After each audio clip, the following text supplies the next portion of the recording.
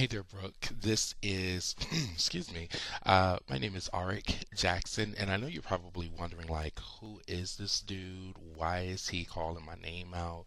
Why is he sending a video? But just to kind of give you a little bit of background, I know your mom. I actually met your mom at the Louisiana Association of Student Councils, and I was the keynote speaker for the event, and we had an opportunity to just kind of sit down and talk. She was hanging out in the advisors lounge where they had like some really good food. Oh my God. But I had a chance to meet her, and she had a chance to hear me speak. And of course, my phone is ringing right now, right? So hold on.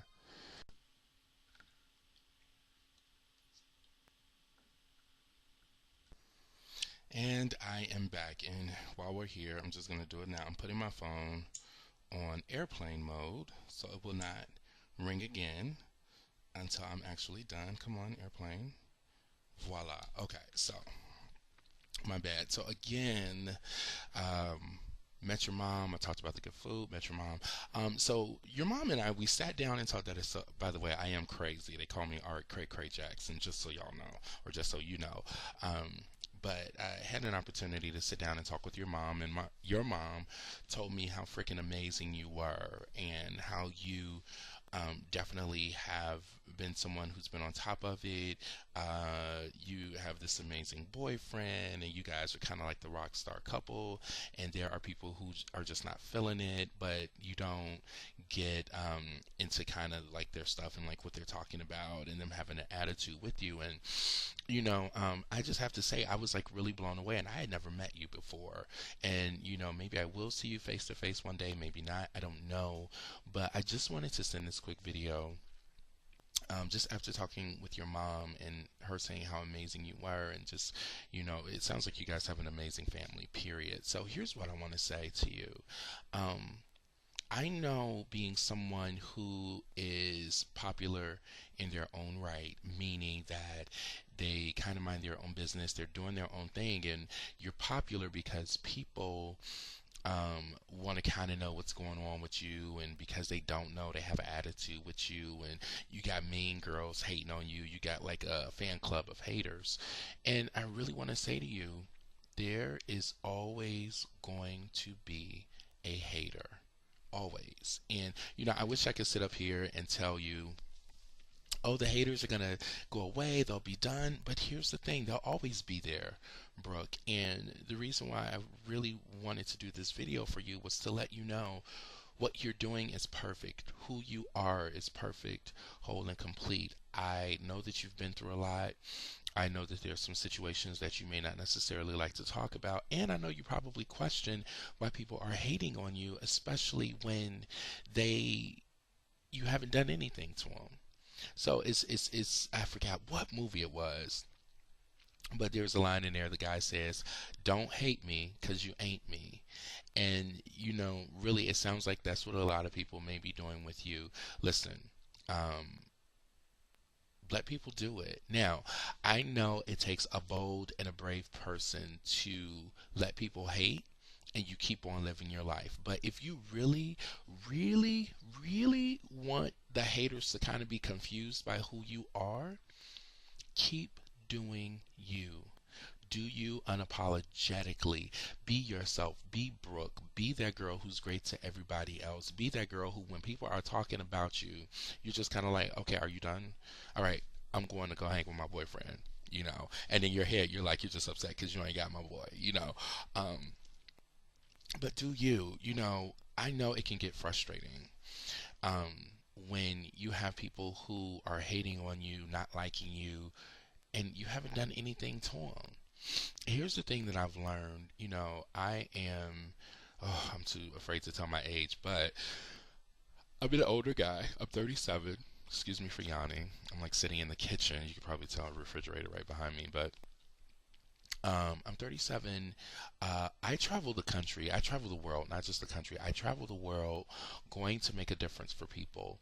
It's my dream. It's they call me the dream achiever, and they don't call me the dream achiever because it sounds good. They call me the dream achiever because I'm actually living my life. I am living my dream life out here making a difference with people, and doing it full time, and doing my thing and making a difference. Listen, people still talk about me. People talk about me all the time. So I have two types of people that talk about me. One, people who, because they're not bold enough to go after their dream, they're kind of in a job or in a position in their life where they don't like themselves. Because they are too punk. Let me just put it that way.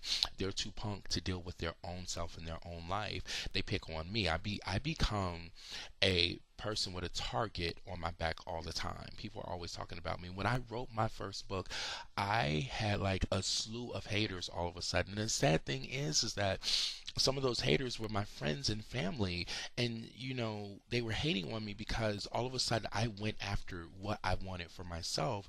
And when you go after what you want for yourself, when you're living your life, when you're not going by what other people say, what's going to end up happening is you start to set yourself apart from the people who are talking about it because you're being about it. So when you be about it, what ends up happening is if you're running a race and you start being about it, you start moving ahead, and then all of a sudden you're going to have a target on your back. Now, it may seem kind of harsh, but here's what I want you to say or think or know. Whenever there is a target on your back, it's only because you are out ahead of people. You're ahead of them, Brooke. So to kind of take a back step, to try to go backwards or anything like that, that's not serving you. That's not serving your family. That's not serving your boyfriend. That's not serving your life. It's all about creating a life, building a life that is really all about you living your dream life. Let people talk.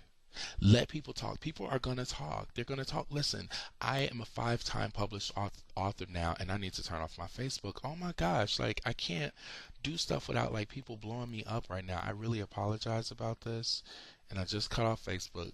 I should have did that before I started this, but listen, when you do you, it can be a lonely road. Like it can be lonely because so many people are spending their lives trying to mold themselves into being somebody else. They're trying to please other people. They're trying to make other people feel good. But what they don't tell you, at the end of the night, they go to bed unhappy with themselves. 5-time published author. People are still talking about me. Then the second type of person is the type of person who's not actually living the dream, but they can tell you how to live yours. And there's going to be, it amazes me how some of my friends are like, well, this is what you should do with your finances and this is what you should do with your business. But boo, you're working a 9 to 5 job. You don't even have your own business. So how can you tell me? And then when I don't take your advice, you get upset with me. So why am I saying all this? I'm not trying to make this extra long. I want you to know the world needs more people like you, Brooke. The world needs more people who are just going to live their lives, live their life unapologetically, do them, have a fabulous life, have a fabulous boyfriend or girlfriend, be going after their dream, be focused on what it is that they want. The world needs more people like you because in a world where everybody is trying to be like everybody else. People who are just being themselves. It's this thing I tell students all the time. Listen, do you, boo, do you. We need more people like that. And when you do you and do you unapologetically, yes, like I said, I've said it like probably 50 times in this video. People are going to talk about you, but here's the thing, Brooke, know who you are. Know your self-worth. Know what you bring to the table. People tell me, "Oh, you think you all that?" Yes, because I'm actually out there doing what I want to do while you're sitting up here wasting time talking about me. I'm actually doing what I want to do. So, Brooke, here's what I want you to be left with. Who you are is perfect, whole, and complete. And from what I hear, you're definitely going after what you want in life. You are pulling out in front of the people, and they can't handle it because they want somebody average, but that's not who you are. There's a challenge that I give all of my students whenever I speak somewhere. I say out of 100% of the people in this room, 97% of you are going to think, oh my God, what he said was great. It was fabulous. It was wonderful. I'm going to go do me. I'm going to do me, boo. I'm going to do me. And then all of a sudden, when they do that, they get back to their school, they get back home, and they become that same person that they were some time ago. However, there's 3% of the people who are going to step above being average. There's 3% of the people who are going to be bold enough to live the life that they want. There's 3% of the people who are going to live that life and not be egged on by other people because the other people don't like that you're moving ahead. That is the 3%er. Can it be lonely sometimes? Yes, but that's why it pays to identify other 3%ers in your life and connect with them. Don't connect with anybody who's not going to challenge you. Don't connect with anybody because they're just popular. And I don't even know why I'm saying this. I don't even think you deal with this, but I'm just going to say it. Don't even connect with somebody who you're like, oh, they just, I'm there for them. No. Connect with only people who are up to something in life, who are making a difference in life, who are on your level. And then I'm not saying that you can't reach back and help people who want to come up, but they got to bring it.